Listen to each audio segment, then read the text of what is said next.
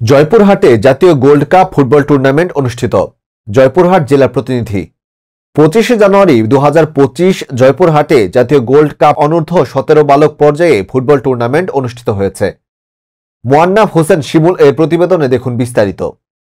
শনিবার 25 জানুয়ারি বেলা 12টায় Joypurhat circuit house মাঠে এই টুর্নামেন্টের উদ্বোধন করেন জেলা প্রশাসক আফরোজা আক্তার চৌধুরী। জেলা প্রশাসন ও জেলা ক্রীড়া অফিসের আয়োজনে উদ্বোধনী ম্যাচে 5 বিবি উপজেলা দল ট্রাইবেকারে 5-4 গোলে খ্যাতলাল উপজেলা দলকে হারায়। খেলায় হারজিত থাকলেও জেলা পর্যায়ে এমন টুর্নামেন্টে অংশগ্রহণ করতে পেরে দারুণ খুশি খেলোয়াড়রা। আর আয়োজকরা বলছেন, জেলা পর্যায় থেকে বিভাগ হয়ে জাতীয় পর্যায়ের খেলোয়াড় বের করতেই এমন আয়োজন। উদ্বোধনী অনুষ্ঠানে পুলিশ সুপার মোহাম্মদ আব্দুল ওয়াহাব, অতিরিক্ত জেলা প্রশাসক সবুর আলী, জেলা ক্রীড়া অফিসার আরিফুজ্জামান সহ আমন্ত্রিত অতিথিরা উপস্থিত ছিলেন। 5টি উপজেলা ও 1টি পৌরসভা নিয়ে গঠিত এই টুর্নামেন্টের ফাইনাল খেলা অনুষ্ঠিত হবে 28 জানুয়ারি বিকেলে একই মাঠে।